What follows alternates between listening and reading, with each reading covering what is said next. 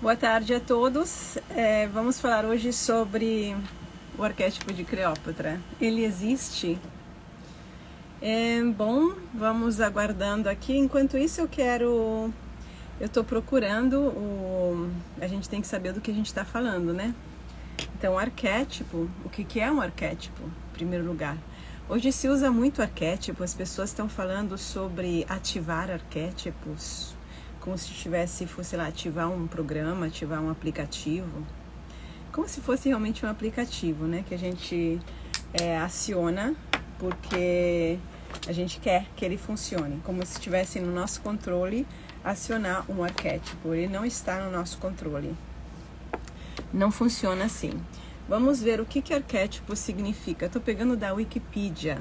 Arquétipo, então, em primeiro lugar, é um conceito que foi criado por Jung. Opa, não. O arquétipo já existia antes na filosofia. E o arquétipo é uma ideia criada por Platão, né? Que representa a ideia original. Arquétipo é o tipo original. Arqué significa origem, a coisa que está lá no princípio, e tipo é tipo. Então, para Platão, as ideias, os conceitos, as ideias quer dizer os conceitos, tipo a ideia do bem, a ideia do justo, a ideia da beleza, a ideia é o conceito, conceito, tem um prototipo que fica no mundo das ideias, né? A ideia, e de lá surgem depois todas as diferentes aplicações daquela ideia. Esta foi a primeira experiência, a primeira versão do conceito de arquétipo. Platão viveu no 5º século depois, antes de Cristo. Aí a gente vai para frente e chegamos no século 20, quando novamente o conceito de arquétipo é recuperado e desta vez assim polido, trabalhado dentro do âmbito da psicanálise, ou seja, da psicologia que lida com o inconsciente. Essa é a psicanálise, a psicologia que lida com o inconsciente. Então, arquétipo, como hoje a gente está vendo para todo lugar, não é uma palavra mais que referimos a Platão, referimos a Jung, que é o fundador da psicologia analítica. É muito famoso, escreveu inúmeros livros, inclusive sobre os arquétipos. Então, se eu quero falar de arquétipo, eu tenho que conhecer Jung, concordam? Porque senão eu estou usando um conceito que não tem nada a ver para aquilo que me interessa. Então, arquétipos para Jung eram como fossem assim marcas na psique de experiências humanas tidas ao longo dos milênios e milhões de anos pelos seres humanos e que deixaram como que uma marca, uma pegada. Com o tempo, com a repetição das pegadas, porque Jung está falando sobre, a partir da ideia de um inconsciente coletivo, ou seja, estamos acumunados aqui por uma base de fundo inconsciente para todos nós, que é o inconsciente coletivo, no qual se reúnem todas as experiências da humanidade. Então temos experiências entre essas padrão, ou seja, experiências que todo mundo viveu, não necessariamente em todas as vidas, mas todos os humanos, quase todos viveram. O nascimento, nascer, parir, se casar, a relação sexual, a figura da mãe, a figura do pai. Os seres humanos têm essas experiências, a figura do sábio, a figura do guerreiro, tem essas experiências há milhões de anos. E cada uma dessa experiência, ela é representada, expressa, melhor ainda, por qualidades, características. Então, o arquétipo daquela experiência é um punhado das mais importantes características que emergem a partir de milhões de anos de experiências humanas sobre aquela experiência. Dá para entender? Então, temos algumas experiências, tipo o parir. O parir é como se fosse uma genética dentro de nós. Não quer dizer que você sabe parir, mas você tenha como, vamos dizer, ter se linkar com aquilo para ter uma experiência hoje diferente do parto. Então isso aqui é um arquétipo. O arquétipo não se manifesta com nome e sobrenome. Quem fala isso, tá?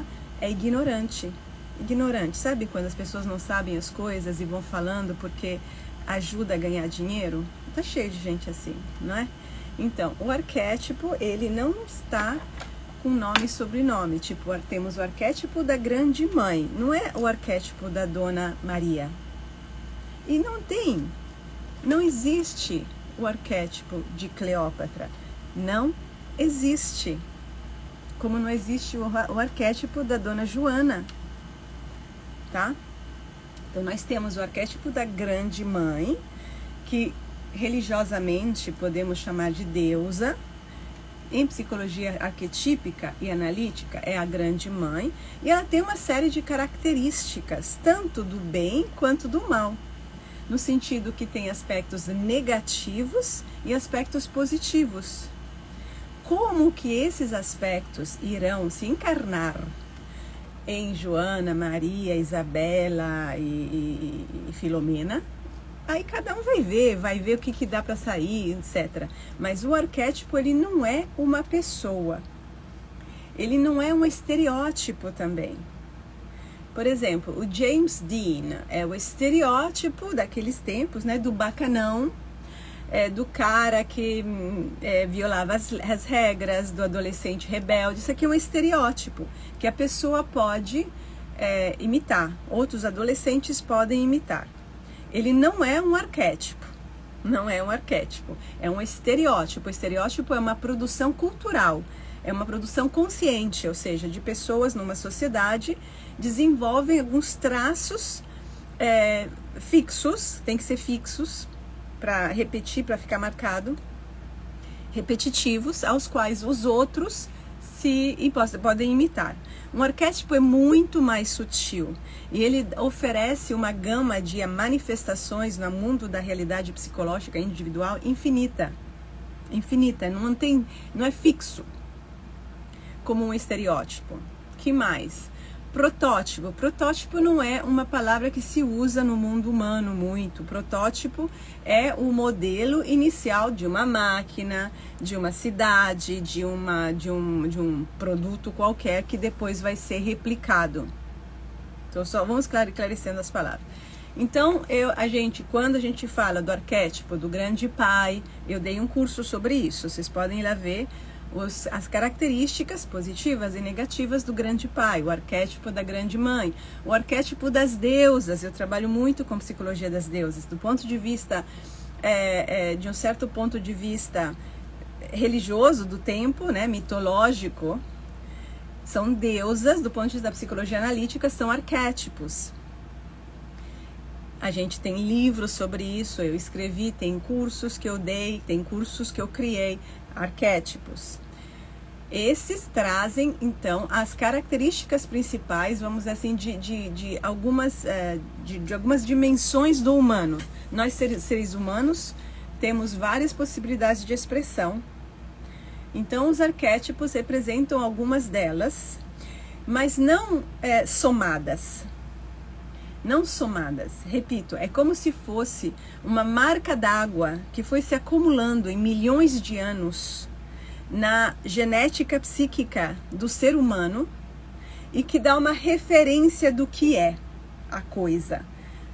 Manifestá-la na carne, hoje você, Antônio Silva, é outros 500, porque aí para você manifestar o arquétipo do grande pai, vai ter que, positivo, vai ter que passar por toda uma trajetória.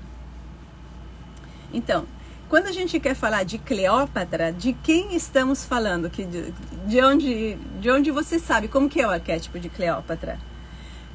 Eu não sei. Eu não...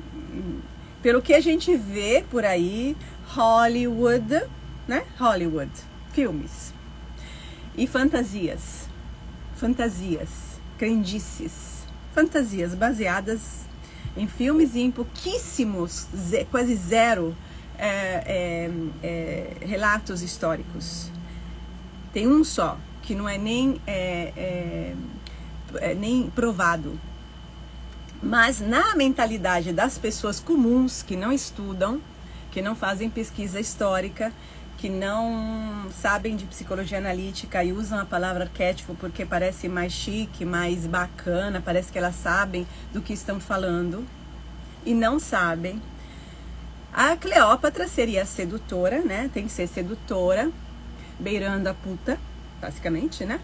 Sedutora, manipuladora de homens, conseguindo, portanto, tudo que ela quer de um homem. Tem que ser muito bonita, é muito sexy. A única coisa que a gente sabe é que ela era inteligente, né? A única coisinha é que ela sabia muitas línguas, o que requer um pouquinho de inteligência, no mínimo. Mas se sabe que ela sabia de coisas, sabia. Que é conhecimento. Mas não sei se é isso que as pessoas querem ativar quando ativam o arquétipo de Cleópatra. Provavelmente querem ativar a mulher toda poderosa, cujo poder está baseado na sua beleza e na sua capacidade de sedução. Agora, nos tempos modernos, precisamos de Cleópatra para isso? Todas as mulheres, não todas, perdão, tem muita mulher que não é assim. Mas assim, hoje se tem um estereótipo, não um arquétipo, um estereótipo de mulher toda poderosa, é a versão da sedutora, que conquista e consegue tudo o que ela quer na base do corpo e da cara dela. E isso não é que tem muita novidade, porém isso, porque esse modelo humano feminino existe há muito tempo. Há muito tempo. Infinidade de séculos. Não é de agora. Não é de agora. Não tem nada a ver com Cleópatra. Fora que não era isso que era Cleópatra, a propósito. Mas vamos deixar isso que eu estou falando de lado. O que a pessoa que vende para você, que vai ativar o arquétipo de Cleópatra, sabe sobre Cleópatra? Então, o arquétipo, repito, não é uma pessoa. Não tem como uma pessoa virar um arquétipo. O arquétipo é uma série, uma marca d'água acumulada em milhões de anos pela raça humana, que traduz em imagem, e em uma imagem vaga. E fala que é como se fosse a forma, tipo a forma de um bolo. Entendeu? O conteúdo exato é a alquimia de cada um, que mesclada com o seu tempo histórico, né? Então, é isso. Agora, essa marca d'água não tem características específicas. Então, talvez esse tipo de arquétipo que é associado a Cleópatra, não sei se deve existir, deve ter falado em psicologia arquetípica, o arquétipo da prostituta, basicamente uma prostituta. Ela usa o corpo dela, a beleza dela para seduzir. Ela não é nem Afrodite, porque Afrodite, a deusa Afrodite, ela não está vinculada à manipulação, não está. Não, Afrodite é a deusa da beleza e do coração. Portanto, Afrodite é extremamente sensível, Afrodite é delicada. Afrodite, ela gosta de beleza, de luxo, de conforto, mas ela fica enquanto durar. Ela não se gruda a um homem e não fica manipulando para conseguir o que ela quer. Entendeu? Então não é nem Afrodite, é uma prostituta mesmo, que está querendo alguma coisa em troca, dando sexo, beleza, charme, sedução, engano, porque ela faz o homem se sentir alguma coisa de importante, porque ela quer alguma coisa. Este é o arquétipo de Cleópatra e, claro, vai com homens poderosos, porque ela quer poder. Porque senão ninguém se meteria a ativar o arquétipo de Cleópatra ou a ter o arquétipo ativado dentro dela, como se precisasse apertar um botão. Falar o quê? Repetir uma fórmula mágica. É de dar gargalhadas. É de dar gargalhadas. Então ninguém faria tudo isso senão para alcançar poder. Só que o poder que se quer alcançar através do arquétipo de Cleópatra é baseado na sedução, na beleza e no domínio do outro através do corpo, da beleza e da sedução. Isso não é o arquétipo de Cleópatra. Nem sei se até que ponto é o arquétipo. Assim, pode ser uma variante, né? Uma expressão variante do arquétipo da prostituta. Não precisa chegar em Cleópatra. Todas as prostitutas de todos os tempos fizeram isso. Algumas mais, outras menos. Tem nada a ver com Cleópatra. Nada a ver com Cleópatra. Então, se alguém está vendendo isso, é um charlatão. Chama-se charlatão.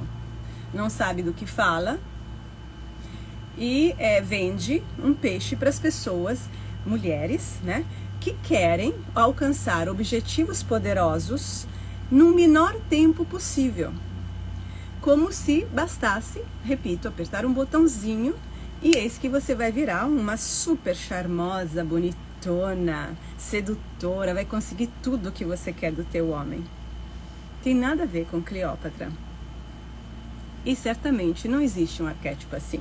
Isso não é um arquétipo de Cleópatra. Isso aqui é uma malandragem para ganhar dinheiro e malandragem de quem compra para não fazer o trabalho real, psicológico, do verdadeiro empoderamento de si, que começa lá de dentro e sobe e se manifesta na realidade. É verdadeiramente o empoderamento, porque você não vira rainha. Cleópatra é uma rainha.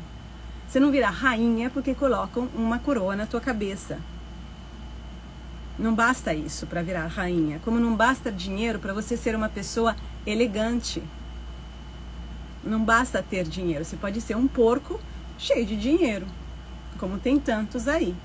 Uma pessoa grosseira, uma pessoa sem visão, uma pessoa porca, tosca, e tá cheio de dinheiro. Só isso, tem dinheiro, mas não tem nenhum dos traços que definiria uma pessoa nobre, de espírito. Tem nenhuma. Então, hoje a gente vive em tempos assim. Você pode ter um doutorado e ser uma pessoa psicopata. Você pode ter muito dinheiro e ser um grosso, um vulgar, uma pessoa desprezível. Né? E assim é. Então, repetindo, não temos arquétipos. Também não tem arquétipos de animais. Não precisamos. Se a gente está querendo, isso eu estou falando por causa de uma outra conversa, aproveito para esclarecer que arquétipos é um conceito do mundo humano, criado dentro do mundo humano, tanto lá por Platão como por Jung. Então não tem o arquétipo da raposa, não tem arquétipo da raposa. Se você quer trabalhar com xamanismo, aprenda, por favor, o xamanismo. O xamanismo não tem nada a ver com psicologia analítica.